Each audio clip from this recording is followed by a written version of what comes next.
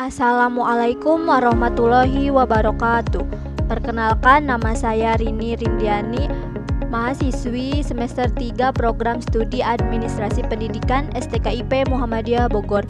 Dalam video presentasi kali ini saya akan menjelaskan tentang keselamatan dan kesehatan kerja dalam manajemen perkantoran. Definisi keselamatan dan kesehatan kerja terbagi menjadi dua. Satu, keselamatan kerja adalah sebuah kondisi di mana para karyawan terlindungi dari cedera yang disebabkan oleh berbagai kecelakaan yang berhubungan dengan pekerjaan. Sedangkan kesehatan kerja adalah sebuah kondisi di mana para karyawan terbebas dari berbagai penyakit fisik dan emosional yang disebabkan oleh pekerjaan. Dasar-dasar keselamatan dan kesehatan kerja. 1. Setiap pekerja berhak memperoleh jaminan atas keselamatan kerja agar terhindar dari kecelakaan. 2. Setiap orang yang berada di tempat kerja harus dijamin keselamatannya. 3. Tempat pekerjaan dijamin selalu dalam keadaan aman. Yang termasuk ke dalam kecelakaan kerja adalah 1. Kecelakaan akibat langsung dari pekerjaan. 2. Kecelakaan pada perjalanan dari rumah ke tempat kerja dan sebaliknya melalui jalan yang wajar. 3. Penyakit akibat kerja.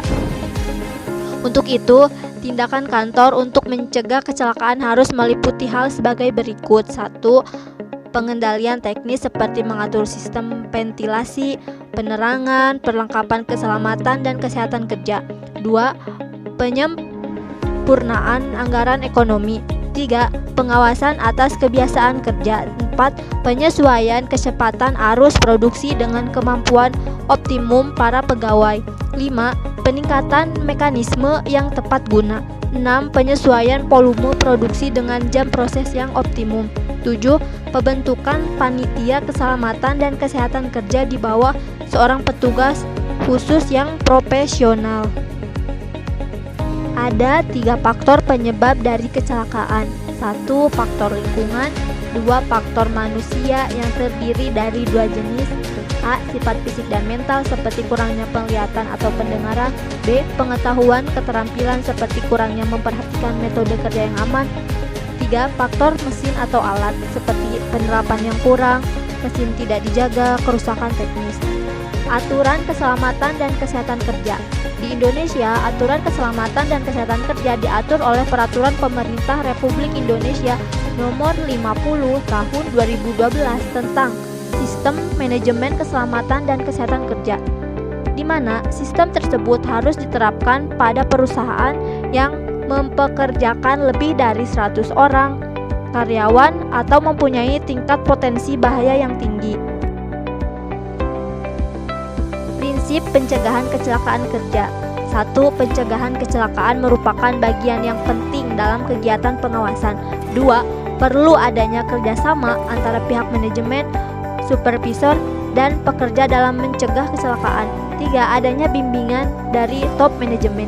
4. Top manajemen menetapkan kebijaksanaan keselamatan kerja bersama organisasi dan petugas keselamatan kerja.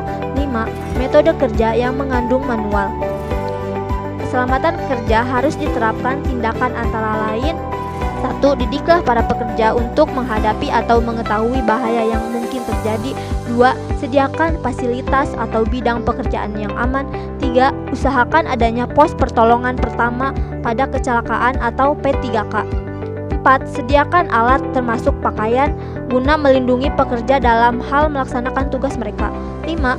Diupayakan agar dijalankan cara berumah tangga yang baik, bila perlu disediakan cleaning service. Kegiatan pengamanan diarahkan kepada 3 sasaran antara lain. 1. Keluar, pencegahan dan penindakan sejak usaha tindakan kriminal yang datang secara terbuka maupun secara tertutup, baik yang bersifat fisik maupun yang bersifat psikis yang datang dari luar lingkungan. 2. Ke dalam, pencegahan dan penindakan terhadap setiap usaha subversi, sabotase, spionase, dan destruksi secara tindakan-tindakan kriminal lainnya, baik yang datang secara terbuka maupun yang tertutup bersifat psikis yang datang dari dalam lingkungan dengan bantuan dari unsur-unsur yang berbeda di luar. 3. Alam, pencegahan bahaya yang ditimbulkan oleh alam, flora dan fauna, pohon-pohon besar tumbang, gangguan kelompok binatang, dan sebagainya. serta melakukan tindakan-tindakan penanggulangan untuk mengatasi akibat-akibat yang dapat ditimbulkannya.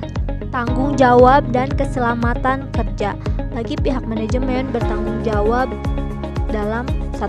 Memberikan bimbingan untuk pencegahan kecelakaan. 2. Keyakinan bahwa tentang pentingnya keselamatan kerja. 3. Meyakinkan bawahan tentang informasi yang merupakan kepentingan karyawan juga. 4. Memajukan minat yang tetap dalam kondisi kerja yang aman. Bagi pihak supervisor bertanggung jawab dalam hal 1. Memperhatikan kondisi kerja yang aman. 2. Mempunyai inisiatif tentang langkah perbaikan keselamatan kerja dan memberikan laporan. 3. Meyakinkan pekerja mengikuti cara kerja yang aman sesuai dengan aturan keselamatan. 4. Mendorong dan menimbulkan minat pekerja terhadap kesejahteraan kerja. Bagi pihak pekerja bertanggung jawab dalam hal 1. Kesiapan dan minat untuk mempelajari diri dengan cara kerja yang aman. 2. Mempelajari peraturan atau instruksi kerja yang mencakup keselamatan kerja. 3. Memberikan contoh cara kerja yang aman kepada rekan kerja yang baru. 4. Mengusulkan cara pelaksanaan yang lebih aman. 6. Melaporkan dan menghentikan pekerjaan secepatnya apabila terdapat kelainan yang mungkin menimbulkan mara bahaya. Sekian video presentasi dari saya, semoga bermanfaat. Terima kasih. Wassalamualaikum warahmatullahi wabarakatuh.